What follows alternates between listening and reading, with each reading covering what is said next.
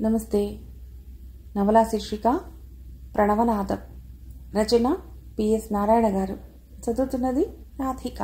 ఇక కథలో పెడితే, త్రికాల జ్ఞాని మహాయోగి లక్ష్మమ్మ సమాధి ముందు బాసిక పట్టు వేసుకుని అరగంట పట్టి కూర్చుని ఉన్న స్పందన ఉలిక్కి పడ్డట్లుగా కళ్ళు తెరిచింది. ఆమె చుట్టూ శీతల పవనాలు వలయాలుగా తిరుగుతుండగా ఎదురుగ్గా ఉన్న అవ్వ కళ్లలో నుంచి సప్తవర్ణ కాంతిపుంజం మెరిసిపోతూ దూసుకొస్తున్నది. విద్యుత్ ప్రసరిస్తున్నట్లుగా శరీరాన్నంతా ఆవరించుకుపోతున్నది. ఆమె బుక్కిరి బిక్కిరి అవ్వసాగింది.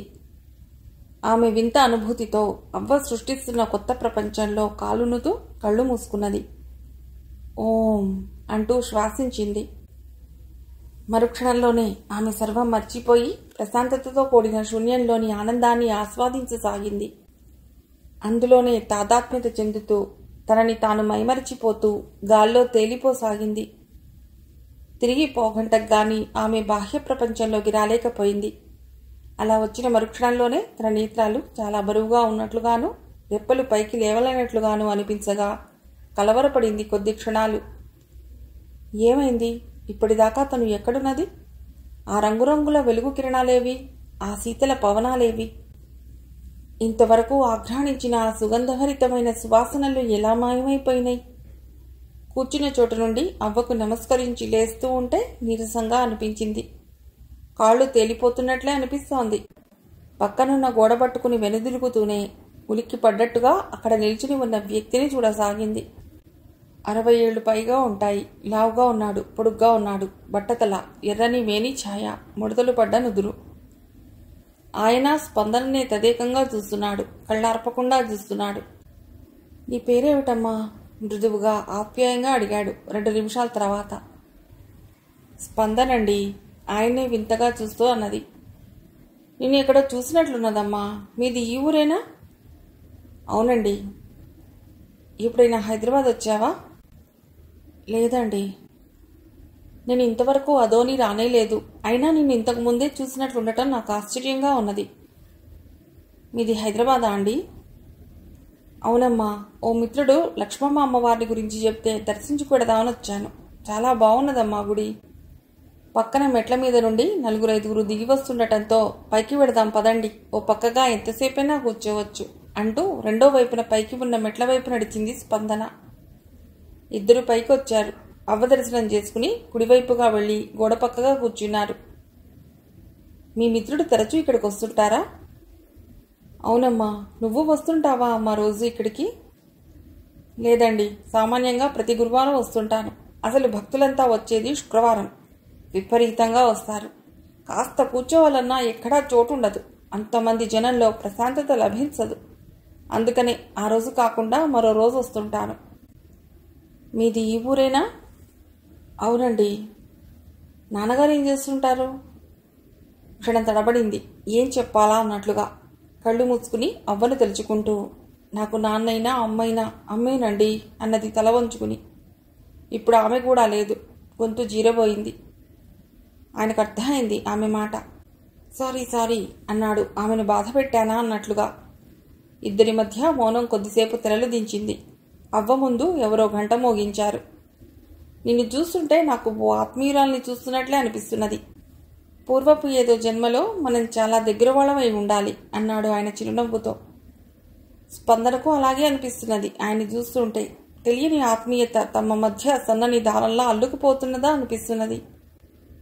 మీరు అవ్వని చూడటానికి ఇంత దూరం వచ్చారా? చెప్పాను కదమ్మా, మనసంతా అల్లకల్లోలంగా ఉన్నది. ఏం చేయాలో, భవిష్యత్తు ఎలా ఉంటుందో అన్న ఆందోళనలో ఉన్న నన్ను ఓ మిత్రుడు ఇక్కడికి పంపాడు. ఏ విధమైన సాయం మీరు అవ్వ నుండి ఆశిస్తున్నారు? కుతూహలంగా ఆయన్నే చూస్తూ అడిగింది. నాకు ఆస్తి బాగానే ఉందమ్మా. డబ్బుకి ఇబ్బంది లేదు. అయినా సుఖం లేకుండా ఉన్నది. ఎడతెగని భయంకరమైన ఆలోచనలతో రాత్రిళ్ళు నిద్ర కరువవుతోంది.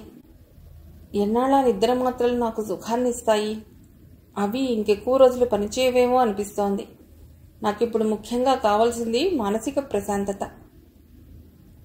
ఇంకా సంపాదిస్తున్నారా? కాస్త హేళగా అడిగింది. ఇంట్లో ఖాళీగా కూర్చుంటే నా బుర్ర మరిన్ని దెయ్యాలకు నిలయం అవుతుంది అన్నాడు దిగులుగా. ఇక నాకు చాలు అనుకోవటంలోనే తృప్తి, శాంతి లభిస్తాయని మీకు తెలియదా? చెప్పాను కదా, చాలు అని ఎలా ఇంట్లో కూర్చోగలను? ఇప్పుడు పగలన్న ఆ వ్యాపారపు పనుల్లో పడి బాధలు దిగుళ్ళు మర్చిపోతున్నాను. మీరు నాకంటే చాలా పెద్దవారు, అనుభవజ్ఞులు. నేను చెప్పకూడదు ఇలాంటి మాటలు.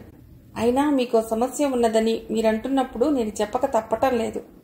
నా లెక్క ప్రకారం మీ వయస్సు 60 ఉండవచ్చు, అవునా? 58 సంవత్సరాలమ్మా.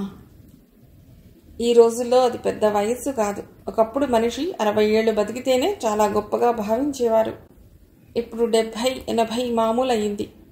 మీ 58 సంవత్సరాల జీవితంలో డబ్బు సంపాదించడమే కాకుండా మీరు చేసిన మంచి పనులేమిటి అన్నది కాస్త సంశయించినా తప్పదన్నట్లుగా.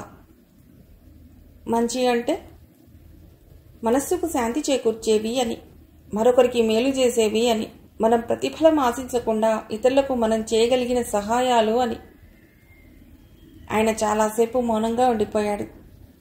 నాకు తెలిసినంత వరకు లేవమ్మా. కాకపోగా ఇప్పుడు ఆలోచిస్తే నన్ను నమ్ముకున్న కొంతమందికి హాని కూడా చేసి ఉండవచ్చు అన్నాడు బిడియపడుతూ. మహాయోగి లక్ష్మమ్మ దేవాలయంలో కూర్చుని అబద్ధం ఆడటం చేతకావటం లేదన్నట్లుగా నిజాయితీగా హాయిగా నవ్వుతూ, ఇప్పటికైనా మిమ్మల్ని మీరు తెలుసుకున్నారంటే మీరు జ్ఞానవంతులైనట్లే లెక్క. భవిష్యత్తులో ఇక మీకు ఏ ప్రతిబంధకమూ ఉండదు. మనశ్శాంతి లభిస్తుంది. మిమ్మల్ని అవ్వ తప్పకుండా ఆశీర్వదిస్తుంది. ఆమెను నమ్ముకుని సర్వస్వ శరణాగతులే వేడుకోండి అన్నది తృప్తిగా ఆయన వంక చూస్తూ. ఆయన కళ్ళు విశాలమైనాయి, ముఖం విశాలమైంది. ఆయన ఆనందంగా ఆత్మీయంగా ఆమె వంక చూశాడు. నేను ఈ గుడికి ఇద్దామని 50,000 తెచ్చానమ్మా. ఇదంతా నాకు కొత్త ప్రదేశం. సలహాకి ఇక్కడ నిన్ను మించిన ఆత్మీయులు నాకు ఇంకెవరూ కనపట్టలేదు. దాన్ని ఎలా ఉపయోగిస్తే బాగుంటుందంటావు? డబ్బుకు ఇబ్బంది లేదంటుంటిరి, అంతకు మించి ఇవ్వలేరా? కొద్దిగా కంఠం హెచ్చించింది. ఈ ప్రపంచంలో అన్నార్తులెందరో ఉన్నారు. అందరి ఆకలి మనం తీర్చలేం. కానీ అవ్వను నమ్ముకున్న కొంతమంది కడుపులైనా మనం నింపగలిగితే అంతకు మించిన తృప్తి ఇంకేముంటుంది? అక్కడకు కనబడుతున్న లక్ష్మమ్మ అవ్వను తాదాత్మ్యంగా చూస్తూ అన్నది. ఆయన సిగ్గుపడుతున్నట్లుగా తల వంచుకుని, ఈ మొత్తాన్నైనా ఇంట్లో నా భార్యకు తెలియకుండా తీసుకురావాల్సి వచ్చింది అన్నాడు నంగినంగిగా. చటుక్కున తలెత్తి ఆయన మొహంలోకి చూసింది. ఆమెను మోసం చేశా? నేను దాన్ని మోసం అనను. నేను కష్టపడి సంపాదిస్తున్నాను. ఆమెకు డబ్బును ఇలాంటి వాటికి ఖర్చు పెట్టడం ఇష్టం ఉండదు కనుక ఆమెకు తెలియకుండా వేరే దాచి ఉంచి తీసుకురావాల్సి వచ్చింది. ఆయన కొద్ది క్షణాలు మౌనంగా ఉండిపోయారు. ఒక విధంగా ఆమె నా ఇంట కాలు పెట్టిన తర్వాతే నా దశ తిరిగింది. నేను ఇంత సంపాదించగలిగాను. అటువంటి దాన్ని నేను మోసం చేయాలని ఎప్పుడూ అనుకోను. ఈ విషయాన్ని కూడా ఎప్పుడో ఒకప్పుడు ఆమెకు చెప్తాను. అప్పుడు ఆమె కోపగించుకుని బాధపడ్డా నేను అనుకున్నది చేయగలిగాననే తృప్తి నాకుంటుంది. ఆమెకు డబ్బు మీద ఆశ ఉండి ఉండవచ్చు. అంతేకాకుండా అంతర్గతంగా నా మీద కించిత్ కోపము ఉన్నది. మాకు పిల్లలు లేరు. అది ఒక కారణమని అనిపిస్తున్నది ఈ మధ్యకాలంలో. మొదట్లో బాగానే ఉండేది. వయస్సు వస్తున్న కొద్దీ తల్లి కాలేని ఆమెకు ఒక విధమైన న్యూన్యతాభావం ఏర్పడి దానికి నేనే బాధ్యుడిని అన్నట్లుగా నన్ను ప్రతి దాంట్లోనూ కించబరుస్తూ కసి తీర్చుకుంటూ తృప్తి పడుతున్నదేమో మరి. స్పందన మాట్లాడలేదు. ఇక ఆయన స్వవిషయాలను రెట్టించి అడగటం తనకు భావ్యం కాదనిపించింది. ఈ డబ్బును దేవస్థానానికి ఇచ్చి దాని మీద వచ్చే ఆదాయంతో ఎంతమందికి వీలైతే అంతమందికి మధ్యాహ్నం పూట ప్రతిరోజు భోజనం పెట్టమని చెప్పండి. ఇప్పటికే వాళ్ళు ఆ పనికి కొంత ఫండ్ ఏర్పరిచి ఆ పని చేస్తున్నారు. కానీ ఎక్కువ మందికి పెట్టలేకపోతున్నారు. మంచిదమ్మా, తప్పకుండా అలాగే చేస్తాను. ముందు ముందు కూడా వీలైనంత వరకు ఇంకా జమ చేయటానికి ప్రయత్నిస్తాను. ఆ మాటలకు స్పందనకు ఆయన మీద గౌరవము అభిమానము ఏర్పడింది. నేను ఇక్కడ 3 రోజులు ఉందామని వచ్చాను. మరోసారి కలుస్తానమ్మా నిన్ను. నీతో మాట్లాడుతుంటే నా ఆత్మీయులతో మాట్లాడుతున్నట్లే ఉన్నది అన్నాడు ఆయన ఆనందంగా ఆమె లేవటం చూసి తాను లేస్తూ. మీరెక్కడ దిగారు? లాడ్జీ పేరు చెప్పాడు. రేపు శుక్రవారం, తప్పకుండా రండి. ఇది చాలా పర్వదినంగా భావిస్తారు ఇక్కడ అన్నది చిరునవ్వుతో. ఏమనుకోకుండా ఒక్క పని చేయకూడదు. ఈ పూట మా ఇంట్లో భోజనం చేద్దురు గాని రండి. మీలాంటి పెద్దవారు నా చిన్న కుటీరంలో కాలు పెడితే నాకెంతో ఆనందంగా ఉంటుంది. స్పందన అంత వినయంగా అడగటంతో ఆయనకు ఎలా కాదనాలో అర్థం కాలేదు. ఇప్పుడే పరిచయమైన ఆమె ఇంటికి భోజనానికి ఆమె రమ్మనగానే వెళ్ళటానికి బిడియపడ్డాడు. గురువారం కదా, నేను ఈ పూట భోజనం చేయనమ్మా. ఏదైనా హోటల్లో కాస్త ఫలహారం చేసి వెళ్ళి పడుకుంటాను. స్పందన నవ్వింది. నేను టిఫినేలండి, వెడదాను రండి అంటూ పాలరాతి గచ్చు మీద వడివడిగా అడుగులు వేస్తూ మెట్లు దిగి రోడ్డెక్కింది. ఆ క్షణాన ఆయనకు ఆ అమ్మాయితో వాళ్ళింటికి వెళ్లటంలోనే ఆనందం ఉన్నదనిపించగా మరే ఆలోచన లేకుండా అనుసరించాడు. ఇద్దరూ స్పందన ఇంటి ముందు ఆటో దిగారు. ఇంట్లో దీపాలు వెలుగుతున్నాయి. ఇంటి ముందు చిన్న గేటు. స్పందన దిగుతూనే ఆటో అతడికి డబ్బులు ఇచ్చి వడివడిగా వెళ్లి గేట్ తీసింది. ఇంతసేపు మాట్లాడాను, నేను మీ పేరు అడగనే లేదు బాబాయ్ గారు అన్నది ఆత్మీయంగా ఆయన్నే చూస్తూ. జగన్నాథం అమ్మా, పాకెట్లో కాలు పెడుతుంటే బాబాయ్ గారు అని పిలిచావు. నేను నా కూతురే అనుకుంటానమ్మా. తండ్రిలా అభిమానించటం అనేది ఒక్క ఆత్మీయులకే చెల్లుతుంది. ఆమె ఆనందంగా ముందుకు నడుస్తూ, మాణిక్యం, కాళ్ళు కడుక్కోవడానికి నీళ్లు తెచ్చిపెట్టు, అతిథులు వచ్చారు అన్నది. వరండాలో దీపం కిందుగా చాప వేసుకుని కూర్చుని పుస్తకం చదువుకుంటున్న కళ్యాణి లోపలికి వస్తున్న స్పందనను, ఆమె వెనుకగా తను ఎప్పుడూ చూడని కొత్త వ్యక్తిని చూస్తూనే పక్కగా పెట్టి ఉన్న క్రచ్ని అందుకుని దాని సహాయంతో లేచి నిలబడింది. కళ్యాణి లేచేటప్పటికే మాణిక్యం లోపల నుండి పరిగెడుతున్నట్టుగా వచ్చి మెట్ల పక్కగా ఉన్న సిమెంట్ తొట్టిలోని నీళ్లను ప్లాస్టిక్ మగ్గుతో చివరి మెట్టు మీద పెట్టింది. స్పందనకైతే నోరు పెగలటం లేదు. ఎన్నాళ్లకెన్నాళ్లకు తనింటికో అతిథి రావటం. అమ్మమ్మ తాతయ్య ఉన్నంతకాలం వాళ్ళు తరచూ వస్తుండేవారు. వాళ్ళు పోయి 5-6 అయ్యింది. తర్వాత తమను చూడటానికి పొరుగురు నుండి వచ్చేవాళ్లే లేరు. తామిద్దరూ ఒంటరి వాళ్ళు. ఇప్పుడైతే మరీ తను ఒక్కతే. ఆయన కాళ్ళు కడుక్కుని మాణిక్యం ఇచ్చిన తువ్వాలితో తడి తుడుచుకుంటూ మెట్లెక్కి వరండాలో నుండి ఒక్కసారిగా పక్కగా నిలబడి ఉన్న కళ్యాణి వంక చూసి లోపలికి వెళ్ళాడు. విశాలంగా ఉన్న ఆ హాల్ చాలా శుభ్రంగా ఉన్నది.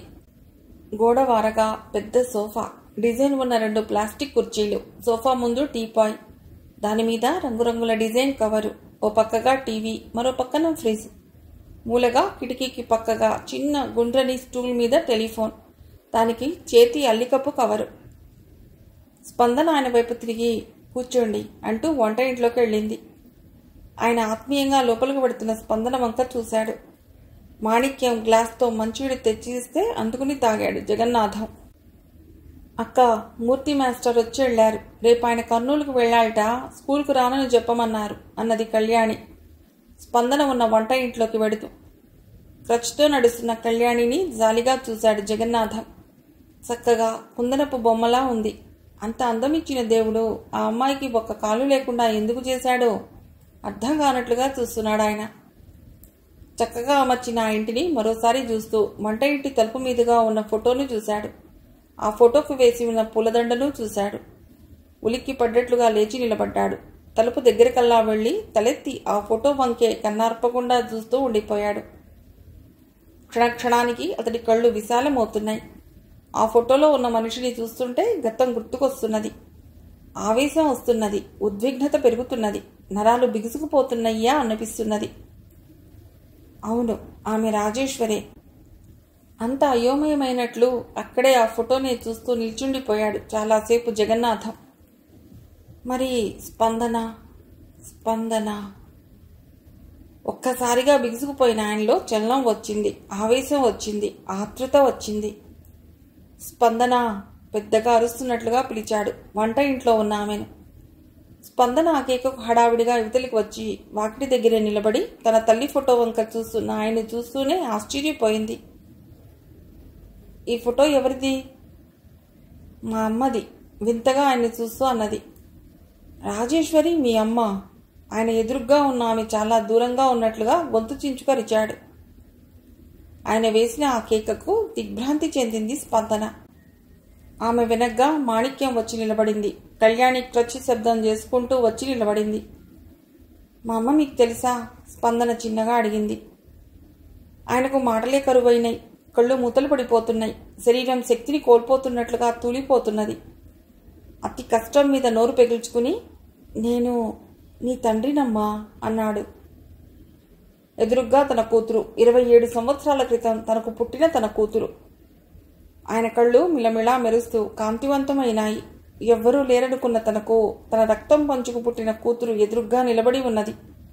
ఆయనకు ఆనందం వేసింది, ఆవేశం వచ్చింది, ఆతృత పెరిగింది. తను గమనించలేదు గాని ఇప్పుడు అనిపిస్తోంది, స్పందనలో కొద్దిగా రాజేశ్వరి పోలికలున్నాయి. తనకు ఆమెతో వివాహం అయినప్పుడు ఇలాగే సన్నగా పొడుగ్గా ఉండేది. కొనతేరిన ముక్కు, విశాలమైన నుదురు, పెద్ద పెద్ద కళ్ళు. అందుకే తను ఆమెను చూడగానే ఎక్కడో చూసిన అనుభూతిని పొందాడు. స్పందనకంతా అయోమయమైంది.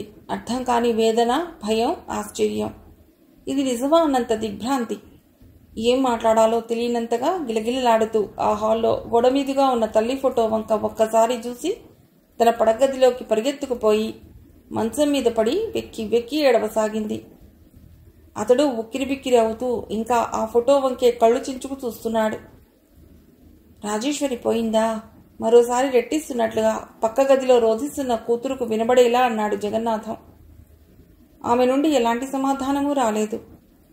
అది తన భార్య ఇల్లు, తన సొంత కూతురు ఇల్లు అయినా మొట్టమొదటిసారిగా ఆ ఇంట్లో కాలు పెట్టిన ఆయన చొరవగా స్పందన దుఃఖిస్తున్న గదిలో కాలు పెట్టలేకపోయాడు. పక్కగా గోడవారగా నిలిచిని ఉన్న మాణిక్యం నోరు తెరిచి, అవును బాబుగారు, అమ్మగారు 2 నెలల క్రితం పోయారు అన్నది. ఆమె కళ్ళు తడుస్తున్నాయి, ఆమె గొంతు తడుస్తున్నది. దుఃఖాన్ని బిగబట్టుకుంటున్నదామె. జగన్నాథం గోడకు ఉన్న ఆ ఫోటోని తదేకంగా చూస్తుంటే కళ్ళు చెమ్మగిలటం మొదలెట్టినాయి. తనతో 2 సంవత్సరాలు కాపురం చేసింది అనే మాట నిజమే గాని తామిద్దరూ కలిసి ఒక కప్పు కింద ఉన్నది ఆ 2 సంవత్సరాల్లో కొద్ది నెలలే. ఎక్కువ భాగం ఆమె తన పుట్టింట్లోనే గడిపింది. ఆనాటి తన ధనదాహానికి ఆమె సంసార జీవితం బలైందని చాలా ఆలస్యంగా తెలుసుకున్నా అప్పటి పరిస్థితి అది. తన దగ్గర డబ్బు లేదు. చేస్తున్న వ్యాపారంలో ఎంత కష్టపడినా ఆశించిన లాభాలు రాకపోవటం, తన కళ్లకు రాజేశ్వరి భార్యగా కంటే ఆవిడ పుట్టింట్లో ములుగుతున్న డబ్బుకు అధికారిణిలాగానే కనబడటం, అది దాన్ని తీసుకుని వస్తే తన వ్యాపారాన్ని వృద్ధి చేసుకుని నిలదొక్కుకోవాలని తను ఆరాటపట్టం. ఆ రోజుల్లో తనకు కలిగిన ఆ కోరికల్లో తప్పులేదనే అనిపించేది. ఆమె 1-2 సార్లు తెచ్చిన మాట వాస్తవమే గాని అది తను అనుకున్న దానికి సరిపోకపోవటంతో స్పర్ధలొచ్చినాయి. ఒక్కతే కూతురైనప్పుడు, ఎలాగూ ఆ ఆస్తినంతా తమకే ఇచ్చేదైనప్పుడు అవసరానికి సరిపడా తీసుకురావటంలో తప్పేమిటన్నది తన వాదన. అప్పుడే ఆడపిల్ల జననం. చాలా నెలలు రాజేశ్వరికి పుట్టిల్లే నివాసం అయింది. లేవలేకపోతూ కొన్నాళ్ళు, పసిపిల్లంటూ కొన్నాళ్ళు, చివరకు తనను ఎప్పుడూ పుట్టింటి నుండి డబ్బు తెమ్మనమని అడగకుండా ఉంటేనే తన దగ్గరకు వస్తానని ఆమె కబురు. పంతాలు పట్టింపులు, అలా విచ్ఛిన్నమైపోయింది సంసారం. ఆయన రాజేశ్వరి ఫోటో వంకే తప్పు చేసిన వాళ్ళ చూస్తూ తల వంచుకుని నిలబడిపోయాడు. గతం కళ్ల ముందు కదలాడుతుండగా తన గదిలో మంచం మీద పడుకుని బాధను గుండెల్లోనే బిగబట్టుకున్నది స్పందన. 2 నిమిషాలు కళ్ళు మూసుకుని పడుకుని లేచి ఏదో ఆలోచిస్తున్నట్లుగా మంచం పక్కన కింద కూర్చున్నది. దాని కిందగా ఉన్న పాత ట్రంకు పెట్టెను ముందుకు లాక్కున్నది. దాని మూత తీసింది. అందులో అన్ని తల్లి వస్తువులే. అప్పుడప్పుడు ఆమె ఆ పెట్టె ముందు కూర్చుని ఆలోచనలోకి వెళ్ళిపోవటం తనకు తెలుసు.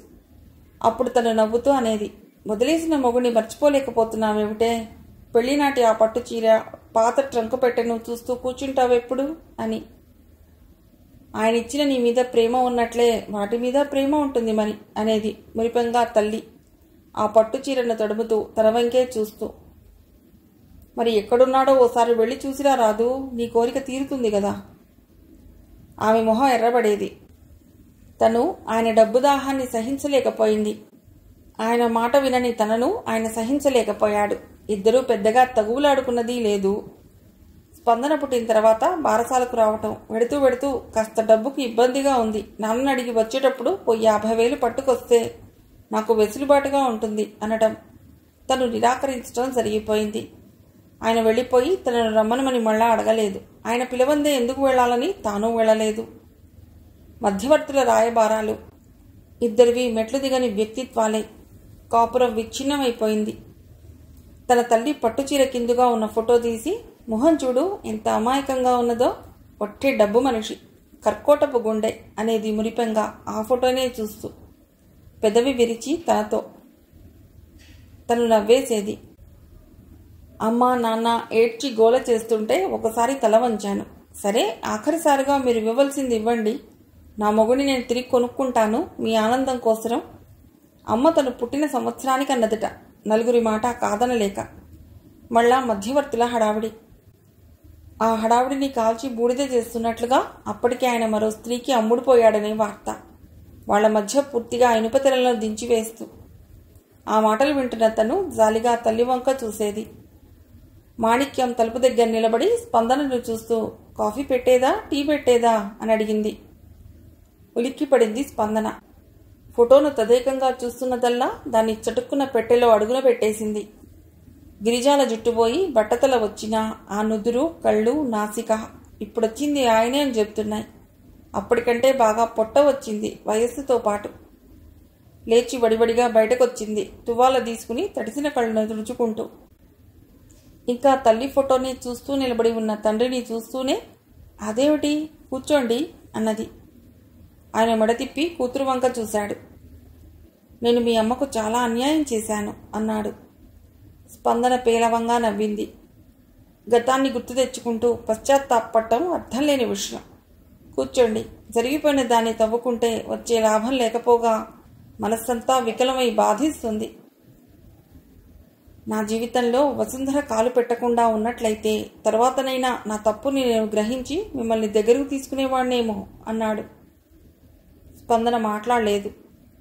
అదో విచిత్రమైన మలుపు. రాజేశ్వరితో గడిపిన కాలంలో నేను డబ్బుకు చాలా ఇబ్బంది పడ్డాను. డబ్బు ఇప్పుడు ఉన్నది కానీ మనశ్శాంతి లేకుండా పోయింది. ఎందుకని? నేను త్వరలో 60 సంవత్సరాల్లో కాలు పెట్టబోతున్నాను. దానికి 50 దాటబోతున్నాయి. ఇంతవరకు అది తల్లి కాలేకపోయింది. ఈ వయసులో ఇక అయ్యే అవకాశమూ లేదు అన్నాడు నిరాశగా.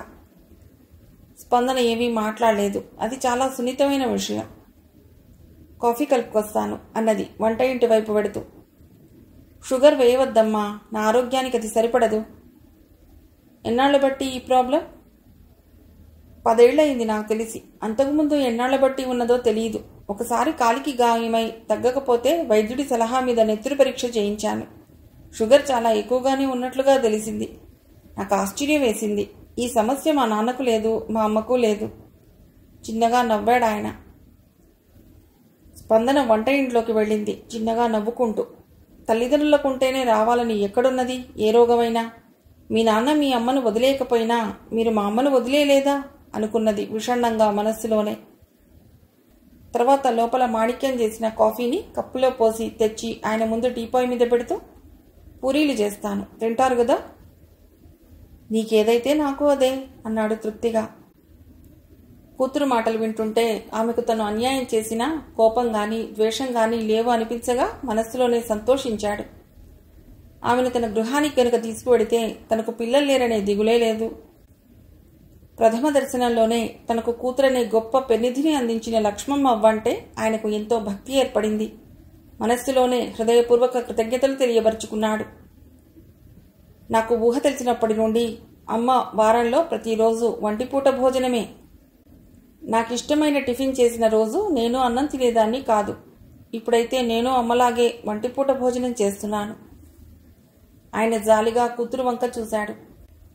మాణిక్యం అప్పటికే దొడ్లో పొట్టుపొయ్యి వెలిగించి నీళ్లు పెట్టింది. స్పందన తండ్రి రాక ఆమెకు ఆనందాన్ని కలిగిస్తున్నది. ఎవ్వరూ లేని తను 20 సంవత్సరాలు పైగా వీళ్లతోనే బతుకుతున్నది. స్పందన చిన్నపిల్లలాగా ఉండగా ఎత్తుకు మోసింది. ఇద్దరూ ఎదురెదురుగ్గా కూర్చుని మౌనంగా కాఫీలు తాగారు. స్పందన టీపాయ్ మీద తండ్రి పెట్టిన ఖాళీ కప్పును తీసుకుని వంట ఇంట్లోకి వెడుతూనే, మాణిక్యం బజారుకెళ్ళి బంగాళాదుంపలు పట్టురా. నేను చీటీ రాసిస్తాను. మన గుడ్డల కొట్టుకు వెళ్ళి వారికి ఓ ధోవతి తువ్వాలు పట్టుకురా. ఆయన స్నానం చేసిన తర్వాత కట్టుకుంటారు. అటు వెళ్తూ వెళ్తూ మూర్తిగారిని రమ్మనమని చెప్పి వెళ్ళు అన్నది. అలాగేనమ్మా. కళ్యాణి, చదువుకోవటం అయితే గోధుమ పిండి తడిపెట్టు. అలాగే అక్క. ఆమె స్పందనను పిలుస్తున్న తీరుకు క్షణం కలవరపడ్డాడు జగన్నాథం. వంట ఇంట్లోకి చంకలో క్రచ్తో వెడుతున్న కళ్యాణిని చూస్తూనే, ఈ అమ్మాయి ఎవరు అన్నాడు ఆత్రంగా. నా చెల్లెలు. ఆయన ఉలిక్కి పడ్డట్టుగా తలెత్తి కూతురు మొహంలోకి చూశాడు. తనకు పుట్టింది స్పందన ఒక్కతే. దాని బారసాలకు వెళ్ళినప్పుడే తను ఆఖరిసారిగా రాజేశ్వరిని చూడటం. తర్వాత ఆమెను చూడనే లేదు. అటువంటిది ఈ కుంటి అమ్మాయిని తన చెల్లెలు అంటుందేమిటి? ఆయన మొహం వివర్ణమైంది. తను ఆమెను వదిలేసిన తర్వాత తిరిగి ఆమె వివాహం చేసుకోలేదు కదా. ఆయనకు ఆ ఊహ వచ్చిన వెంటనే చాలా కలవరపడ్డాడు. ఈ అమ్మాయిది పక్క గ్రామం, 1వ తరగతి నుండి మా స్కూల్లోనే చదువుతున్నది. వాళ్ళు చాలా బీదవాళ్ళు. అమ్మ ప్రోద్బలంతోనే వాళ్ళు కళ్యాణిని స్కూల్లో చేర్చింది. ఆ అమ్మాయి 5వ తరగతి చదువుతుండగా సాయంత్రం పని మీద ఈ ఊరు వచ్చి కూతురు ఎలా చదువుతున్నది అమ్మని అడిగి తెలుసుకుని ఇంటికి 7 సీటర్ ఆటోలో వెళ్తుండగా దానికి యాక్సిడెంట్ అయి వాళ్ళు చనిపోవటమే కాకుండా ఈ అమ్మాయి అవిటిదైపోయింది. విషయం తెలియగానే అమ్మ వెళ్ళింది. అక్కడ ఒంటరి అయిన ఈ అమ్మాయిని ఆదుకునే దగ్గర వాళ్ళెవరూ లేకపోవటంతో తనే తీసుకువచ్చి మన ఇంట్లోనే ఉంచుకున్నది. ఇప్పుడు 10వ తరగతిలోకి వచ్చింది. ప్రతి సంవత్సరం కళ్యాణి క్లాస్లో ఫస్ట్ వస్తుంది. చాలా తెలివిగలది. జగన్నాథం ఓ నిట్టూర్పు విడిచాడు. రాజేశ్వరి మీద పిచ్చి ఆలోచనలు వచ్చిన అతడి మనస్సుకు ఊరట కలిగింది. నా లెక్క ప్రకారం ఇప్పుడు నీకు 27 సంవత్సరాలు. ఈపాటికే నీకు వివాహమై తల్లివై ఉంటావని ఊహించాను అన్నాడు కొద్ది నిమిషాల తర్వాత. నేను తాతనైనా ఆశ్చర్యపోవలసిన అవసరం లేదనుకున్నాను. మౌనంగా ఉండిపోయింది ఆయన మాటలు వింటూ స్పందన. మగదక్షత లేని కుటుంబాల్లో ఆడపిల్లలకు ఇటువంటి పరిస్థితి ఏర్పడటం సహజమే అన్నాడు ఆయనే తిరిగి నోరు తెరిచి, తన తప్పిదానికి పశ్చాత్తాపపడుతున్నట్టుగా. అమ్మ నన్ను తల్లిగానే కాదు తండ్రిగా కూడా పెంచింది అన్నది కాస్తంత రోషంగా స్పందన. నేనెలా కాదంటాను? ఆమె అలా చూడకపోతే నువ్వు ఈనాడు ఇలా నిలబడగలిగి ఉండేదానివా అన్నాడు తన మాటను ఆమె తప్పుగా ఊహించినట్లుగా అర్థం చేసుకుంటూ. తిరిగి స్పందనకు మౌనమే శరణ్యం అయింది. ఇప్పుడు ఇక నీ తండ్రే నీకు తల్లి కూడా అయి నీ అవసరాలు తీర్చవలసిన బాధ్యతను నెత్తిన వేసుకునేటందుకు సిద్ధంగా ఉన్నాడమ్మా అన్నాడు తృప్తిగా, మనస్సంతా పూర్తిగా ఆమె మీద అభిమానంతో నిండిపోగా. వాకిట అలికిడి, మనిషి చెప్పులు విడుస్తున్న శబ్దం. రండి మూర్తిగారు. మూర్తి లోపలికి వచ్చి చిరునవ్వుతో జగన్నాథాన్ని చూస్తూ నమస్కరించాడు. మాణిక్యం మీ రాకను చెప్పినప్పుడు నాకెంతో ఆనందం కలిగింది. స్పందన గారు ఎవ్వరూ లేని ఒంటరి కాదు.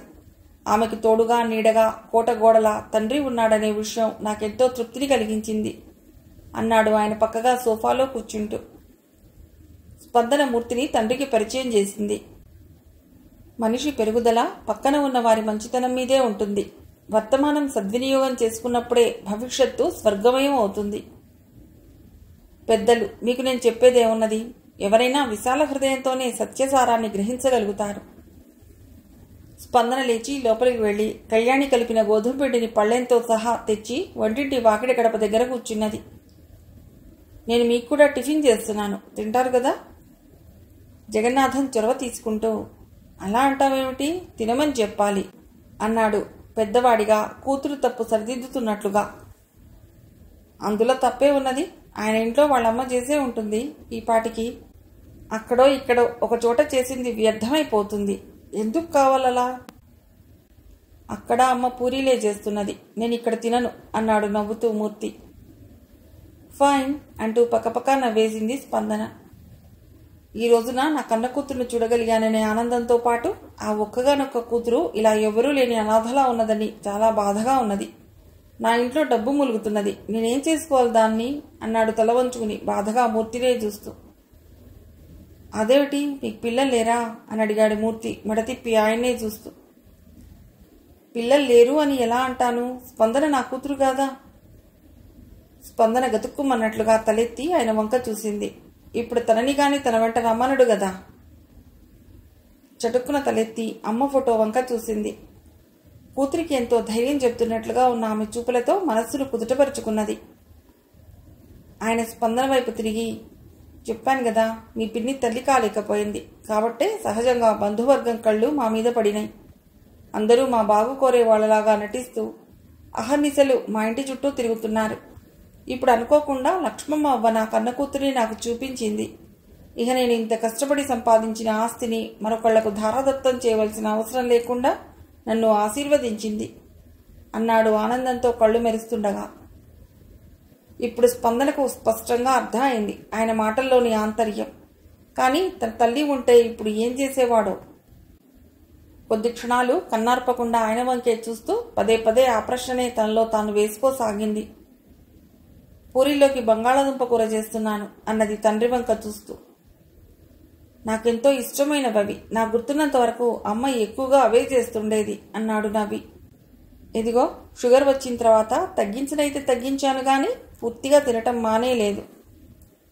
పదే పదే ఆయన తల్లి మాట ఎత్తటం ఆమె కాస్త ఎబ్బెట్టుగా ఉన్నట్లు అనిపించింది. అంతగా గుర్తున్నవాడైతే ఆమెను ఎన్నడైనా బతికి ఉన్నదో చచ్చిందో తెలుసుకోవటానికి ప్రయత్నించాడా? ఇప్పుడు తనను చూశాడు కాబట్టి, అందున తన ఆస్తంతా అన్యాక్రాంతమైపోతుందేమోననే భయంతో ఉన్నాడు కాబట్టి ఈ మాటలు మాట్లాడుతున్నాడనిపించింది.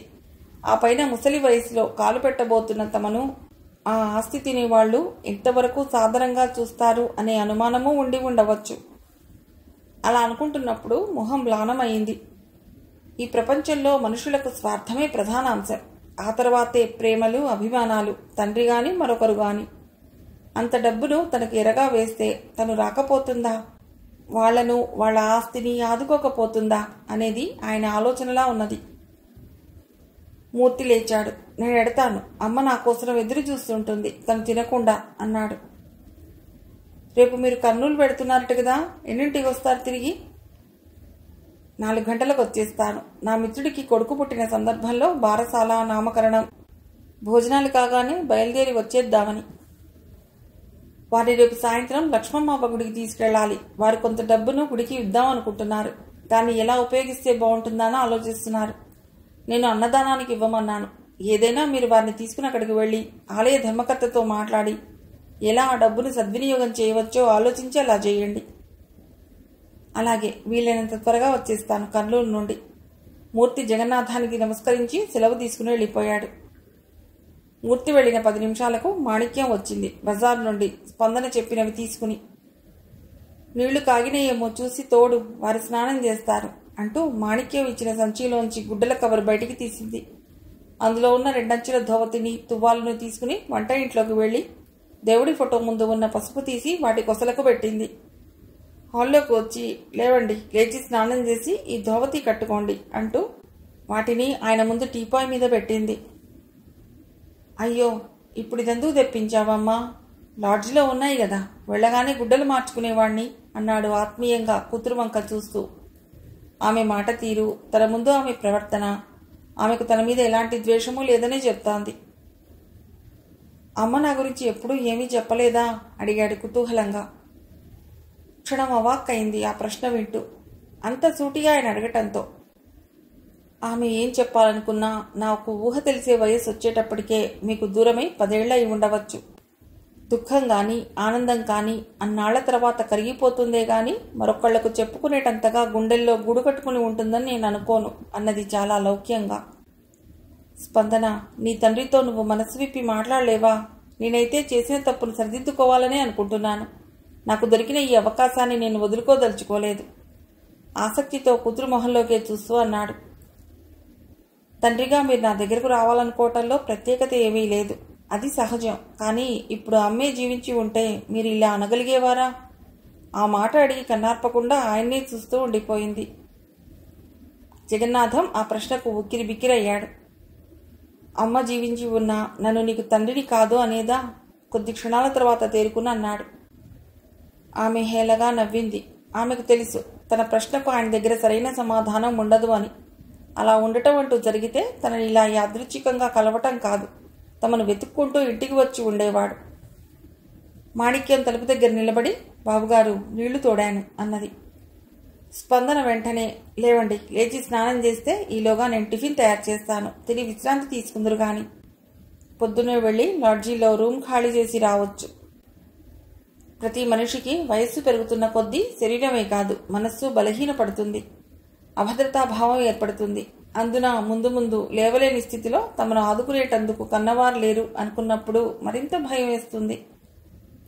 అదే ఆయన చేరదీసిన ఆడమనిషికి ఓ పిల్లో పిల్లవాడో ఉన్నట్లయితే ఈనాడు ఇంత దూరం లక్ష్మమ్మ దర్శనం కోసం వచ్చి ఉండేవాడే కాదు. వచ్చినా తను తటస్థపడగా గుర్తించినా 2 పలకరింపు మాటలతో వెళ్ళిపోయి ఉండేవాడు. ఆయన స్నానం చేసి కొత్త ధోవతి కట్టుకుని నుదుటిన కుంకుమ పెట్టుకుని దేవుడికి దండం పెట్టుకుని హాల్లోకి వచ్చిన తర్వాత తన చేతిలోని అక్షింతలను ఆయనకిస్తూ, నన్ను ఆశీర్వదించండి అంటూ నేల మీద కూర్చుని శిరస్సు వంచి ఆయన పాదాలకు నమస్కరించింది. ఆయన ఆశీర్వదిస్తున్నట్లుగా ఆమె తల మీద చెయ్యిని ఉంచి, నువ్వు వీలైనంత త్వరలో ఇక్కడ బంధాలన్నీ తెంచుకుని నా దగ్గరకు రావాలని మనస వాచ కోరుకుంటున్నాను అన్నాడు ఆనందంగా. స్పందన లేస్తూ చిరునవ్వు నవ్వింది. కూర్చోండి, టిఫిన్ చేద్దాం అన్నది. కళ్యాణి వచ్చి స్పందన కూర్చున్న సోఫాలోనే పక్కగా కూర్చున్నది. మాణిక్యం పూరీలున్న హాట్ ప్యాక్ను మంచిళ్ళ జగ్గును తెచ్చి టీపాయ్ మీద పెట్టింది. గ్లాసులు పెట్టింది. నాకు వయసు మీరుతున్నది. ఇప్పుడే ఏదో ఒకటి చేయకపోతే మీకు చేసిన అన్యాయానికి నాకు నిష్కృతి లేదు అన్నాడు. మీరు చెప్పేది బాగానే ఉన్నది, నాకు ఆనందంగానే ఉన్నది. మీరు నన్ను తీసుకువెళ్లాలనే నిర్ణయాన్ని అనుకోకుండా కనబడిన నన్ను చూసి క్షణాల్లో తీసేసుకున్నారు. కానీ ఎన్నో సంవత్సరాలు జీవితంలోని ఒడిదుడుకులను ఎదుర్కొంటూ ఒక విధంగా కాలంతో ఎదురెదుతూ నన్ను ఈ స్కూల్ను పెంచి పోషించింది అమ్మ. అటువంటి ఆమె కష్టంతో రూపుదిద్దుకున్న ఈ ఫలాల్ని, ఆమె ఆశయాల్ని మీలాగానే నేను క్షణాల్లో నిర్ణయాలు తీసుకుని నిర్లక్ష్యం చేసి అమ్మకు అన్యాయం చేయగలనా? అది అసలు భావ్యమా మాకు? అసహనంగా అన్నది స్పందన. అలాంటి ఊహకే ఆమె గుండె బరువెక్కుతున్నది. నేను ఇప్పుడే రమ్మనటం లేదు, త్వరలో అంటున్నాను. నేను మీకు ఈనాడు కనబడకపోయినట్లయితే అసలు మీకు ఈ కోరిక కలిగేదే కాదు. కానీ నేను రోజు చూసే 300 మంది పిల్లల్ని వదిలిపెట్టి రావాలి. అది గుర్తుంచుకోండి. నాకు నువ్వు ఒక్కదానివే కావలసిన దానివి. కానీ నీ 300 మంది పిల్లలకు చాలామంది కావలసిన వాళ్ళు వాళ్ళ ఇళ్లలో ఉన్నారు. ఇక విద్యాలయంలోనూ నీ స్థానంలో కాలుబెట్టిన వాళ్లే వాళ్ళ బాగోగులు చూస్తారు. వాళ్ళంతా నీ బిడ్డలు కాదు. 2 నెలల క్రితం వరకు మీ అమ్మ చూసింది వాళ్లను ఇప్పుడు నువ్వు చూస్తున్నావు. రేపు నీలాగే ఇంకొకరు చూస్తారు. అదొక వ్యవస్థ, దానికి అంతం లేదు. కానీ మనుషులకు అంతం ఉన్నది. పరాయి అమ్మలు కన్న పిల్లల కోసరం నీ జీవితాన్ని మోడు చేసుకోవాల్సిన అవసరం లేదు. వచ్చిన అవకాశాన్ని ఎప్పుడూ జారవిడుచుకోకూడదు. నీ తండ్రి, నిన్ను కన్న తండ్రి నిన్ను హక్కున చేర్చుకుని వెలవెలా పోతున్న నీ జీవితానికి, నీ భవిష్యత్తుకు రంగులద్దుదామనుకుంటున్నప్పుడు అందులో నువ్వు అంతగా ఆలోచించవలసిందేమీ లేదు. స్పష్టంగా ఆయన మనసులోని మాటను కూతురికి చెప్పాడు. మనుషులు అంతరించిపోవచ్చు, కానీ విలువలు, మమతలు శాశ్వతంగా ఉంటాయి కదా. అమ్మ నాకు కొన్ని స్పష్టమైన మార్గాలు ఏర్పరిచింది. వాటి మీద నేను ఎలా నడవాలో నేర్పింది. అలవాటు పడ్డ ఆ దారి మారాలి అంటే ఎంతగానో ఆలోచించవలసి ఉంటుంది. అది మంచి లక్షణమే, కాదనను. తండ్రి మాత్రం తన రక్తం పంచుకు పుట్టిన కూతుర్ని తప్పుదారిలోకి తీసుకువెళతాడని ఎందుకు అనుకోవాలి? జగన్నాథం దిగులుగా మొహం పెట్టి అన్నాడు. కానీ 27 సంవత్సరాలు ఒక దారిలో నడిచిన నేను దాన్ని మార్చాలి అంటే అది కొద్ది క్షణాల్లో జరిగే పని కాదు. ఎన్నో ఆలోచించాలి. ఎవరికీ అన్యాయం జరగకూడదు. అలాంటి నిర్ణయం తీసుకోవటానికి చాలా సమయం పట్టవచ్చు. నన్ను అర్థం చేసుకోండి. ఆయన మాటల్ని పూర్తిగా తుంచివేస్తున్నట్లు కాకుండా మధ్య మార్గంగా చెప్పింది. నువ్వు నా దగ్గరికి వస్తే ఇంకా సుఖపడతావని, ఇక్కడైతే నీ గురించి, నీ భవిష్యత్తు గురించి, నీ ఆనందం గురించి, నువ్వు జీవితంలో ఎదుర్కోబోయే సమస్యల గురించి నువ్వే ఆలోచించుకోవాలి. అందుకు నీకు మరొకరి సలహా, సహకారం ఎంతో అవసరం. నీకు భర్త వచ్చేటంత వరకు పెద్దవాడిగా నేను నీ మేలు కోరుదామని నా ఉద్దేశం. 2 పూరీలు వేస్తాను. చాలా బాగున్నాయమ్మా, వెయ్యి. స్త్రీకి యుక్త వయసు వచ్చిందాకా ఎక్కడో పెరిగి గతం నుండి భర్త నిర్మించే భవిష్యత్తులో కాలు పెడుతుంది. ఆమెకు అది సంధి సమయం. ఒక విధంగా జీవితాన్ని లాటరీలో పెట్టినట్లే. కానీ కన్న సంతానం అలా కాదు గదా. కన్ను తెరిచినప్పటి నుండి తల్లిదండ్రుల ఆప్యాయతలతోనే పెరుగుతుంది. ఒక నిబద్ధతను అలవరుచుకుంటుంది. స్పందన ఆ రాత్రి నిద్రపోలేదు. తెల్లవార్లు ఎదురుగా ఉన్న తల్లి ఫోటోని చూస్తూ కళ్ళు తెరుచుకు పడుకున్నది. 4వ రోజు ఉదయం జగన్నాథం హైదరాబాద్ వెళ్ళిపోతూ, నువ్వు తరచూ హైదరాబాద్ వస్తుండు, అక్కడి వాతావరణం పరిచయం అవుతుంది, మన వాళ్ళంతా పరిచయం అవుతారు అని చెప్పాడు. స్కూల్ సెలవులప్పుడు రావటానికి ప్రయత్నిస్తాను. వచ్చే ముందు మీకు ఫోన్ చేస్తాను అన్నది ఆయన వెళ్లవలసిన బస్సు ఎక్కిస్తూ. పడమట దిక్కు ఎర్రబడిపోతున్న సమయంలో స్పందన తలెత్తి గోడకున్న గడియారం వంక చూస్తూ కుర్చీలోంచి లేచి వరండాలోకి వచ్చింది. వాకిట్లో మూర్తి పిల్లల చేత క్రికెట్ ఆడిస్తున్నాడు. 20 మంది పిల్లల దాకా ఉన్నారు. వాళ్ళంతా గుమిగూడి ఆయన ఏదో అడుగుతున్నారు. స్కూల్ మెట్ల మీద మరో 10 మంది కూర్చుని ఉన్నారు.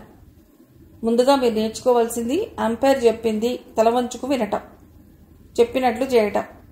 అతడి నిర్ణయం ఒక్కోసారి తప్పు కావచ్చు, కానీ ఈ ఆటలో గెలుపు ఓటముల కంటే క్రమశిక్షణకు ప్రాధాన్యం ఇవ్వాలి. అతడు LBW ఇచ్చాడు. మీరిగా మాట్లాడటానికి వీల్లేదు. ఆట కొనసాగనివ్వండి. ఇది అన్యాయం సార్ అన్నాడు బ్యాటింగ్ చేస్తున్న టీం కెప్టెన్. న్యాయమా కాదా అనేది తర్వాత సంగతి. మీరు అడిగారు, అతడు కాదంటున్నాడు. మీరు ఒప్పుకోకపోతే ఈరోజుకు ఆట రద్దవుతుంది. అంతేకాని అతడి నిర్ణయం మారదు. నేను మాట్లాడతాను అతడితోటి ఆట అయిన తర్వాత. అతడిది తప్పైతే మరోసారి అలా జరగకుండా చూస్తాను. స్పందన వరండా స్తంభాన్ని ఆనుకుని నిల్చుని అటువైపే చూస్తున్నది. మూర్తి మాటలు ఆమెకు స్పష్టంగా వినబడుతున్నాయి. ఆ స్కూల్ డిసిప్లిన్కు పెట్టింది పేరు. 10th పబ్లిక్ పరీక్షల్లో జిల్లాలో ప్రథమ స్థానంలో ఉంటుంది సామాన్యంగా ఎప్పుడు. స్పందన దానికి హెడ్ మిస్సెస్సే కాదు, కరెస్పాండెంట్, స్వంతదారిని కూడా. వెనక్కు వెళ్లి తన గదిలో కుర్చీలో కూర్చుంటూ తలెత్తి గోడకున్న తల్లి ఫోటో వంక చూసింది. అలా ఆమె రోజుకు ఆ ఫోటో వంక ఎన్నిసార్లు చూస్తుందో లెక్కే లేదు. ఆ ఫోటోకు ఉదయాన తాజా పూలను మార్కెట్ నుండి తెచ్చి దండ కట్టి పాతది తీసివేసి కొత్తదాన్ని ఆయా మాణిక్యం వేస్తుంది. ఒకరోజు మూర్తి అన్నాడు, చందనపు పూలదండ తెచ్చివేస్తే రోజూ మార్చవలసిన అవసరం ఉండదు కదా అని. నాకు ఆమె ప్రతిరోజు కొత్త స్ఫూర్తి కలిగించాలని ఆశ, కోరిక. దుమ్ము కొట్టుకున్న పాతదండను చూస్తూ నేను ఆ స్ఫూర్తిని పొందలేకపోవచ్చు. తర్వాత అరగంటకు ఆయా మాణిక్యం క్లాసు రూమ్లన్నీ ఊడ్చి తలుపులకు తాళాలేసి స్పందన కూర్చున్న గదిలోకి వచ్చింది. ఆమెను చూస్తూనే స్పందన లేచి బయటకు వచ్చింది. ఆడుకుంటున్న పిల్లల్ని, దూరంగా ఉండి వాళ్లకు సలహాలు ఇస్తున్న మూర్తిని చూస్తూ నిల్చుంది. ఆయన తెలుగు మాస్టరే గాని పాఠాలు చెప్పటంలోనే కాదు, పిల్లల ఆటపాటల్లో కూడా ముందుంటాడు. డ్రిల్ మాస్టర్కు చేదోడు బాదుడుగా ఉండి ఆ ఊళ్ళోనూ జిల్లా కేంద్రాల్లోనూ జరిగే అన్ని ఆటల పోటీల్లోనూ ఆ స్కూలు పిల్లలు పాల్గొనేలా చేస్తుంటాడు. తండ్రి వెళ్ళిపోయి 3 రోజులైనా ఆమె మానసికంగా ఇంకా స్థిమితపడలేదు. ఇప్పుడు అమ్మ పోయిందనే దిగులే కాదు, మరో కొత్త సమస్య వచ్చిందనే బాధ ఆమె మనస్సుకు అశాంతిని కలిగిస్తోంది. తన తండ్రి తనను తనింటికి రమ్మనమని, తమతోనే ఉండమని ఆహ్వానించటంలో తప్పు లేకపోయినా అక్కడకు వెళ్ళటానికి తనకు మనస్కరించటం లేదు. అమ్మకు మూసివేసిన తలుపులను తన కోసరం తెరిచిపెట్టడంలో వాడది సదుద్దేశం కాకపోవటం ఆమెను కుంగదీస్తోంది. ఆయన గారి ఆస్తి పరుల చేతుల్లో పడకుండా ఉండేటందుకు కూతుర్నంటూ తనను తీసుకువెళ్లి దానికి సెక్యూరిటీ గార్డ్లా నిలబెట్టాలనుకోవటం ఎంతవరకు సమంజసం? ఆ పైకి ఆ ఆస్తి అంతటికీ నువ్వే వారసురాలివి అంటూ రంగు పొలపటం. వయస్సు వచ్చింది కాబట్టి రేపు వాళ్లకు హృదయపూర్వకంగా సేవ చేయగలిగేది కన్న కూతురే అనే నమ్మకం కూడా ఉండి ఉంటుంది. తాళికట్టిన పెళ్లాన్ని నిర్లక్ష్యం చేసినా తన కూతురు మాత్రం తనకు కావాలి. తనను పెంచి పెద్ద చేసిన అమ్మకు అన్యాయం జరిగినా, ఆమె ఆశయాలన్నీ అడుగంటిపోయినా వాళ్లకు నష్టం లేదు, బాధ లేదు. పిల్లలు ఆడుతున్న ఆట ముగిసినట్లుగా భుజానికి సంచులు తగిలించుకుని వెళ్ళిపోతున్నారు. మూర్తి వరండాలోకి వచ్చాడు. ఈసారి జిల్లా ఇంటర్ స్కూల్ టోర్నమెంట్స్కు మన స్కూల్ నుండి క్రికెట్ టీంను పంపాలనేది నా ప్రయత్నం. మన పిల్లలు చాలా చక్కగా ఆడుతున్నారు అన్నాడతడు. దానివలన మనకు కొంత ఖర్చు అవ్వచ్చు. పర్వాలేదు, పంపండి, ఏదో విధంగా సర్దుదాం. థ్యాంక్ యూ, మరి నేను వస్తాను అంటూ అతడు వెనక్కి తిరిగాడు. మాణిక్యం నా గదికి తాళం వేస్తున్నది కదా, ఉండండి, నేను వస్తాను. మీరెక్కడికైనా వెళ్ళవలసిన పని ఉన్నదా? అమ్మను డాక్టర్ దగ్గర తీసుకువెళ్ళడం ఒక్కటే పని అన్నాడు చిన్నగా నవ్వి. నా మనస్సేమీ బాగోలేదు, మా ఇంట్లో 10 నిమిషాలు కూర్చుని టీ తాగి వెడుదురు గాని అంటూ మెట్లు దిగింది. ఆ స్కూల్లో స్పందన అంటే పిల్లలకే కాదు, అక్కడ పనిచేసే టీచర్లకు భయము, భక్తి ఉన్నాయి. 2 నెలల క్రితం వరకు ఆమె తల్లి చూసేది ఆ స్కూలు వ్యవహారాలన్నీ. బీఈడీ చదివిన తను సాయం చేస్తుండేది. ఆమె పోయిన తర్వాత తనే అన్నీ చూసుకోవాల్సి వచ్చింది. ఆఫీసు పనుల్లోనూ ఏమైనా సమస్యలు వచ్చినప్పుడు మూర్తి సలహా, సహాయం తీసుకుంటుంటుంది. మూర్తి తండ్రి తన తాతయ్యకు తెలిసినవాడు. అమ్మ ఈ ఊరు వచ్చినప్పటి నుండి ఆ కుటుంబంతో ఆమెకు సన్నిహిత సంబంధాలు ఉన్నాయి. మూర్తి తెలుగు పండిట్ కోర్స్ చేసిన తర్వాత ఇదే స్కూల్లో అమ్మ ప్రోద్బలంతోనే చేరాడు. మాణిక్యం ఆమె గదికి తాళం వేసి బయటకొచ్చి వాళ్ళు గేటు దాటగానే దానికి కూడా తాళం వేసింది. ముగ్గురు ఆ కాంపౌండ్ వాల్కు ఆనుకునే ఉన్న ఆమె ఇంట్లో కాలు పెట్టారు. ఇది అమ్మ శ్రమకు ఫలించిన విద్యాలయం కాదు, దేవాలయం. అందుకే అమ్మ జ్ఞాపకార్థం మన స్కూలు ఆవరణలోనే ఒక పెద్ద గదిని నిర్మించి ధ్యాన మందిరంగా చేయాలని నా తపన అన్నది స్పందన ఇంటిమెట్లెక్కుతూ. వరండాలో కళ్యాణి కూర్చుని తెల్లని సిల్కు గుడ్డను ఫ్రేమ్లో బిగించి రంగుదారాలతో పూలు కుడుతోంది. ఫోన్ మీద ఉన్నది మాస్తే మరొకటి లేదని బహు తాపత్రయపడుతున్నది అన్నది నవ్వుతూ కళ్యాణి వంక చూస్తూ స్పందన. ఇద్దరు లోపలికెళ్ళి సోఫాల్లో కూర్చున్నారు. మాణిక్యం వంట ఇంట్లోకి వెళ్ళింది టీ పెట్టేటందుకు. ఈ మధ్య నాకు అలాంటి ఆలోచన ఒకటి వచ్చింది మూర్తి అన్నాడు ఉత్సాహంగా ఆమె వంక చూస్తూ. ఆమె పేరు మీద ప్రతి సంవత్సరం ఎండాకాలం సెలవుల్లో పిల్లలకు ఒక క్యాంప్ నడుపుదామని. 15 రోజులు పిల్లలు పూర్తిగా ఇక్కడ ఉండేలా భగవద్ధ్యానం, యోగానే కాకుండా అమ్మకు ఎంతో ఇష్టమైన క్రమశిక్షణను వాళ్ళకు అలవాటు చేయాలనేది నా ఉద్దేశం. వాళ్లలోని వాళ్ళకిష్టమైన విషయాల్లో ఉత్సాహాన్ని, ప్రజ్ఞను వెలికితీసి ప్రోత్సహించాలని. మంచి ఆలోచన. ఇప్పటికే ఆలస్యం అయింది. నాలో ఈ విషయం కొద్ది కాలంగా రూపుదాల్చుకుంటున్నా తాత్సారం చేయటానికి కారణం అది డబ్బుతో కూడిన పని అవ్వటమే. ఎంత కావాల్సి వస్తుందని మీ అంచనా? సెలవుల్లో ఏర్పాటు చేస్తాం కాబట్టి వసతికి ఇబ్బంది లేదు. ఆహారం, ఉపాహారం విషయంలోనే ఖర్చు పెట్టాలి. బయట వాళ్లను ఆహ్వానించినప్పుడు కొంత ఖర్చు అవుతుంది. అందుకుగాను వాళ్ళకు అందుబాటులో ఉండేలా మనం ఫీజు నిర్ణయించవచ్చు కదా. నిర్ణయించవచ్చు, కానీ మన దగ్గర తెలివిగల బీద విద్యార్థులు ఉన్నారు. వాళ్ళను వదిలేయటం నాకు ఇష్టం లేదు. కనీసం క్యాంపుకు 50 మందినైనా ఎన్నుకోవాలి.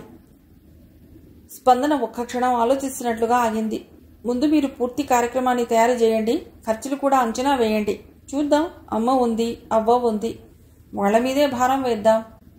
మన స్కూల్ అంటే అభిమానం ఉన్న వాళ్ళు చాలామంది ఉన్నారు. వాళ్ళు ఏమైనా సహాయం చేయగలరేమో ప్రయత్నిద్దాం. అప్పటికీ తక్కువ పడితే మీకు తెలియందేముంది. అమ్మ ప్రతి నెల ఆదాయం నుండి అనుకోని అవసరాలకు గాను కొంత నిధిని తయారు చేసింది కదా.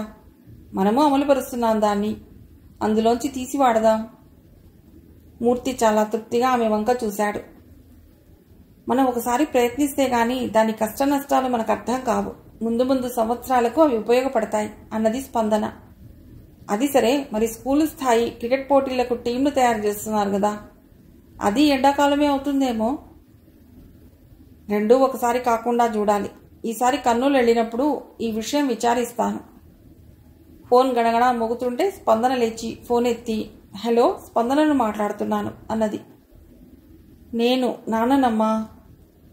చెప్పండి. మీ పిన్ని నిన్ను చూడాలని చాలా ఆతృత పడుతున్నది. రేపు రాత్రికి బయలుదేరి అక్కడికి వస్తున్నది. అది చెప్దామని ఫోన్ చేస్తున్నాను. తెల్లవారుజామున 5:30కు వస్తుందిట బస్సు అక్కడకు. స్కూల్ దగ్గరే దిగమని చెప్పాను. నువ్వు గాని మాణిక్యం గాని బస్ దగ్గరకు రండి. అలాగేనండి. మంచిదమ్మా, ఉంటాను. ఫోన్ పెట్టేశాడు జగన్నాథం. స్పందన చిరాగ్గా వెనక్కు తిరిగి వచ్చి సోఫాలో కూర్చుంటూ, నాకు అర్థం కానిది ఒక్కటే, ఆమె నాకు పిన్ని ఎలా అవుతుంది అన్నది. మూర్తికి ఆమె ఎవరి గురించి మాట్లాడుతున్నదో అర్థం కాలేదు. అదే అడిగాడు. ఎవరు ఫోన్ చేసింది? మా నాన్న. అర్థమైంది మూర్తికి. ఆయన భార్య గురించే కదా మీరు మాట్లాడుతున్నది. మరి మీ నాన్నగారి రెండో భార్య మీకు పిన్ని కాదా? మా అమ్మ చనిపోవటం వలన పెళ్లి చేసుకుంటే ఆమె నాకు పిన్ని అవుతుంది. మా అమ్మ బతికుండగానే ఆమెకు విడాకులు ఇవ్వకుండా ఓ ఆడమనిషిని ఆయన చేరదీస్తే ఆమె నాకు పిన్ని ఎలా అవుతుంది అన్నది ఏహ్యంగా మొహం పెట్టి. ఆమె కళ్లల్లో ఎర్రటి జీరలు ఏర్పడుతున్నాయి. తన కోసరం, తన ఉన్నతి కోసరం, తనకు బంగారు భవిష్యత్తును ఇవ్వటం కోసరం రెక్కలు ముక్కలు చేసుకుని శ్రమించిన తన తల్లికి ఆమె ఏ విధంగా సోదరి సమానరాలవుతుంది? Non sense. తను భరించలేదు. మాణిక్యం టీ తీసుకొచ్చి వాళ్ళ ముందు టీపాయ్ మీద పెట్టింది. టీ తాగేటంత వరకు ఎవరూ మాట్లాడలేదు. అప్పటికి కోలుకొని తనని తాను నిగ్రహించుకుంటూ, ఇప్పుడు ఈ సమస్య ఒకటి నా బుర్ర తినేస్తూ అన్నది తలెత్తి మూర్తి వంక చూస్తూ. దాని సమస్య అనుకుంటే ఎలా? తండ్రి ఇప్పటికైనా దగ్గరవుతున్నందుకు సంతోషపడాలి గాని అన్నాడు మూర్తి నచ్చజెప్తున్నట్లుగా. ఆయన ఆస్తిని నేను అనుభవించాలనేది ఆయన నోటి నుండి వెలువడుతున్న మాట. కానీ ఆస్తిని నేను జాగ్రత్తగా కాపలా కాయాలనేది ఆయన గుండెల్లో గూడు కట్టుకున్న నిజం. అదిగాక ఈ ఎరతో వయస్సు మీరిన తమకు నేను సేవ చేయాలనేది మనసులోని మరో కోరిక. తప్పే ఉన్నది. ప్రతి మనిషి కోరుకుండేది అదే. మీరు ప్రశాంతంగా ఆలోచించండి, మీకే అర్థం అవుతుంది. ఇన్ని సంవత్సరాలు మేం కనబడలేదు. మేం తింటున్నామో పస్తులుంటున్నామో ఆయనకు పట్టలేదు. మేం చచ్చామో బతికున్నామో కూడా తెలుసుకోవాలని ఆయన ప్రయత్నించలేదు. ఇప్పుడు ఆయన ఆస్తి మీద డేగలు వాలుతుంటే వాటి నుండి రక్షణ కోసరం నన్ను అడ్డు నిలబెట్టాలనుకోవటం కన్న తండ్రిగా ఆయనకు న్యాయమా? ఆమెకు ఆవేశం వస్తున్నది. ఆయన ఉద్దేశాలు ఆమె కళ్ల ముందు స్పష్టంగా కనబడుతుండగా. మూర్తి అన్యాయంగా అన్నాడు. అమ్మ ఎప్పుడూ దేనికి ఇలా ఉద్రేకపడేది కాదు, ఆవేశపడేది కాదు. చాలా నెమ్మదిగా ఆలోచించేది. సరైన సమయంలో సరైన నిర్ణయం తీసుకునేది. ఆమెతో నాకున్న పరిచయంలో నేను అర్థం చేసుకున్నది అది.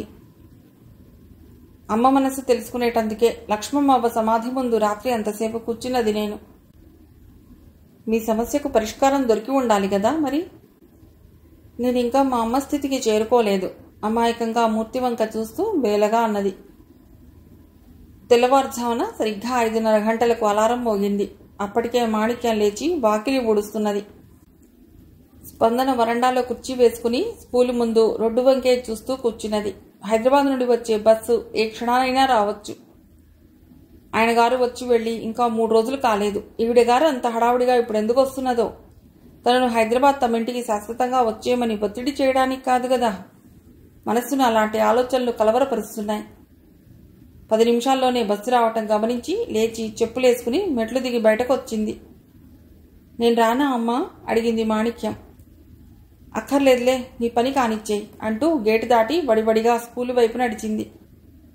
అక్కడ ఆగిన బస్సులో నుండి ఓ లావుపాటి ఆవిడ దిగింది. పట్టుచీర కట్టుకున్నది. ఎర్రటి మనిషి, పెద్ద బొట్టు, జుట్టును చుట్టి ముడివేసుకుని కనకాంబరాలు పెట్టుకున్నది. హుందాగా ఉన్నది. ఆమెతోనే ఓ యువకుడు దిగాడు.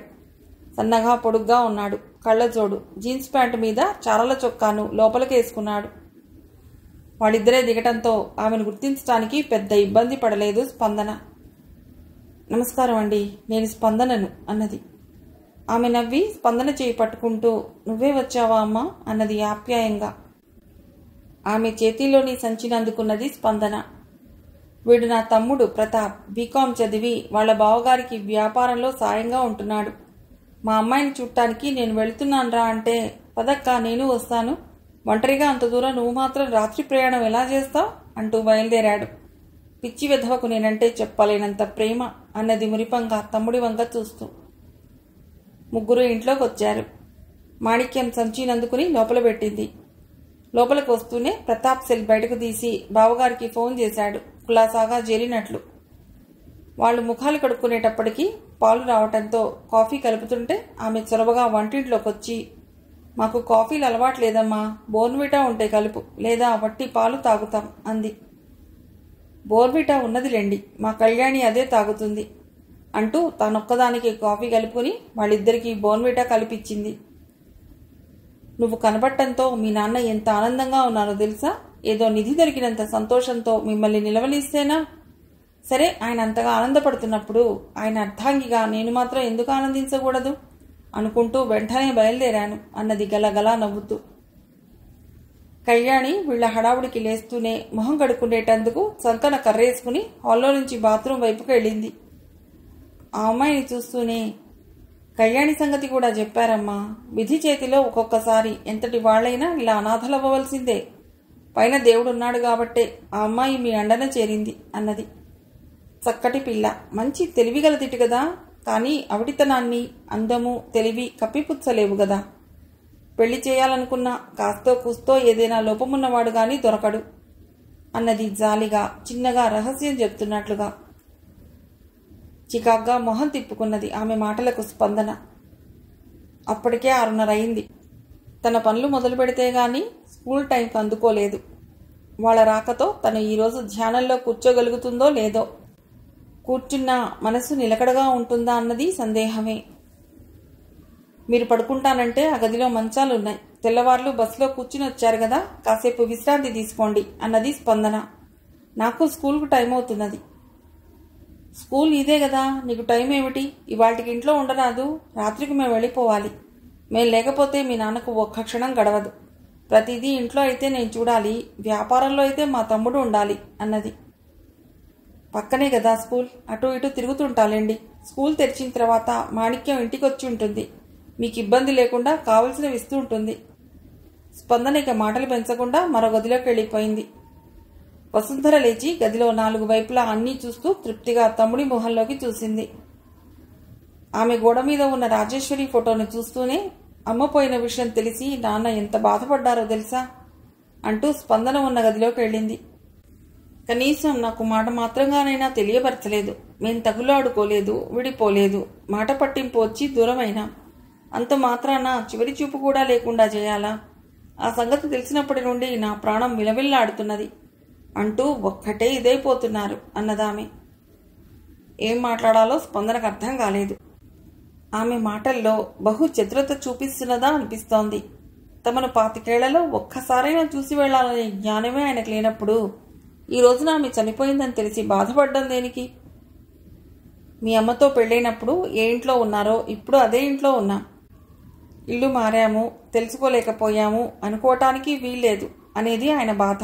నేను అప్పటికే అన్నాను, మీరు చెప్పింది నిజమే అవ్వవచ్చు కానీ చిన్నపిల్లకు ఆ విషయం ఎలా తెలుస్తుంది? అప్పటికే మీ మామగారు అత్తగారు పోయారంటుంటిది. జరిగిందేదో జరిగిపోయింది. పోయిన ఆమె గురించి చింతించేదానికంటే బతికున్న కన్న కూతురు సంగతి ఆలోచించండి అని. నా జీవితంలో నేను అమ్మ లేకుండా ఏడ్చిన మొదటి రోజు అది. ఏం చేయాలో తెలియని శూన్యం నన్ను ఆవరించింది. ఆమె ఇక నాకు లేదు అనుకున్నప్పుడు ఆమె నాకు కేవలం తల్లే కాదు, గురువు, దైవం, దారి చూపే వెలుగు. ఆమె మరణించింది అని తెలుసుకున్న మరుక్షణంలోనే నేను స్మృతిని కోల్పోయాను. స్పందన కళ్ళు తడుస్తుండగా అన్నది, ఊరుకో అమ్మా ఊరుకో, నీకు బాధ ఉండదని కాదు. అన్నీ ఆమె పెంచినప్పుడు ఎవరి పరిస్థితి అయినా అలాగే ఉంటుంది. కష్టాలు కలకాలం ఉండవు. ఆమె లేని లోటు తెలియకుండా ఇక నిన్ను నాన్న చూసుకుంటాడు. నువ్వు నీ ఒంటరితనాన్ని మర్చిపోయి నలుగురిలో ఉల్లాసంగా ఉండవచ్చు. ఆమె మాటలు వింటుంటే రోషం వచ్చింది స్పందనకు. నేను ఒంటరిదాన్ని ఎలా అవుతాను? నాకు 300 మంది పిల్లలు ఉన్నారు. వాళ్ళ తల్లిదండ్రులు తోడుగా ఉన్నారు. వాళ్లకు నా మీద ఉన్న ఆత్మీయత ఎప్పుడూ అలాంటి ఆలోచనే నా దరికి రానియదు. ఇక్కడ అందరికీ అమ్మన్నా నేనన్నా ఎంతో గౌరవం. వాళ్లే ఆ రోజున నిలబడి అమ్మకు ఆమె ఎవ్వరూ లేనిది కాదు అన్నంత ఘనంగా వీడ్కోలిచ్చి పంపారు. ఆ మాటలన్న తర్వాత ఆమె మనస్సు శాంతించినట్లుగా దేవుడి గూటి వైపు చూసింది. అక్కడ తనకు ధైర్యం చెప్తున్నట్లుగా కూర్చుని ఉన్న లక్ష్మమ్మ అవ్వ కనబడింది. మిగిలిన కథ తర్వాతి భాగంలో.